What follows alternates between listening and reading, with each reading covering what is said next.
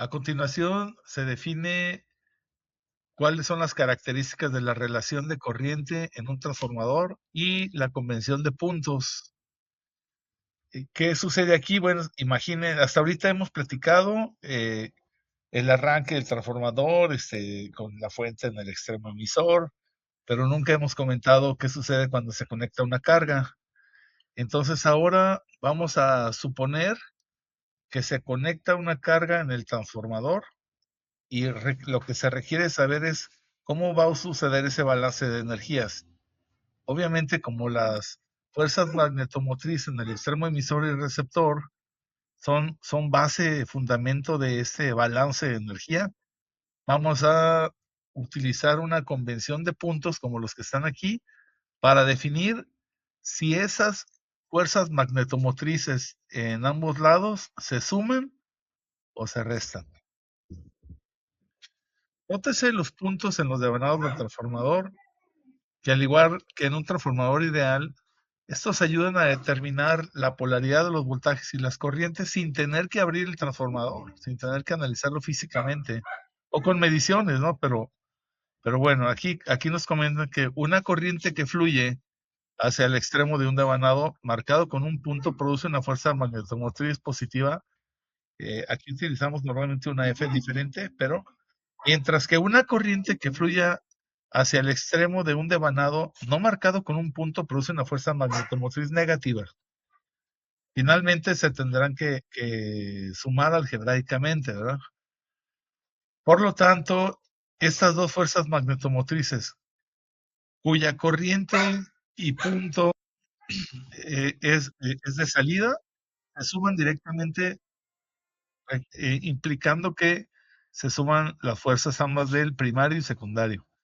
Y a diferencia, si como en este caso, la corriente sale del punto, entonces se dice que la sumatoria es, bueno, algebraica es negativa.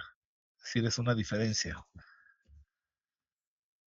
Bien, en la situación de este núcleo con conexión en la cual entra fuerza magnetomotriz, la corriente entra en la dirección del punto, se dice que es positiva, sin embargo aquí sale, entonces será negativa. De manera contraria, si también entrara en la parte del secundario hacia la convención del punto, sería positivo. ¿De acuerdo? Eso es básicamente todo lo que se comenta aquí. Y por lo tanto, cabe mencionar que la fuerza magnetomotriz debido a esta diferencia de aportaciones será igual al flujo por la reluctancia total del núcleo. Entonces, en un transformador bien diseñado, esta diferencia prácticamente debe de ser igual a cero. Es decir, hasta que se sature el núcleo, la relación entre la corriente primaria y la secundaria es aproximadamente cero. Siempre y cuando el núcleo no esté saturado, es lo que nos recomiendan. Entonces, los fenómenos serán solo de este tipo, ¿de acuerdo? Podemos decir lineales. Bueno, el hecho de que la fuerza magnetomotriz en el núcleo sea casi cero da un significado nuevo a la convención de puntos definida aquí.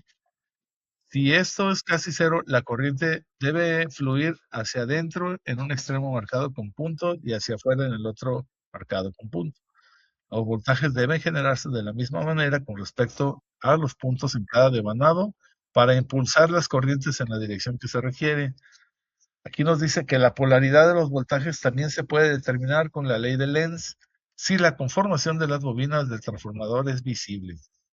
Pero entonces, ¿qué suposiciones se deben hacer para convertir un transformador real en el transformador ideal comentado en las sesiones anteriores? Pues no debe tener pérdidas, es decir, el núcleo no debe contener el histéresis ni corrientes parásitas. Número 2. La curva de magnetización debe tener la forma que se muestra en la imagen 2.15, anteriormente ilustrada, ¿verdad? Nótese que en el caso de que un núcleo de un núcleo no saturado, la fuerza magnetomotriz neta es igual a cero, lo cual implica una diferencia. Y el flujo disperso en el núcleo debe ser cero, lo cual implica que todo el flujo en el núcleo se une, o une ambos devanados. La resistencia de los devanados del transformador debe ser cero. Bueno, dice resistencia.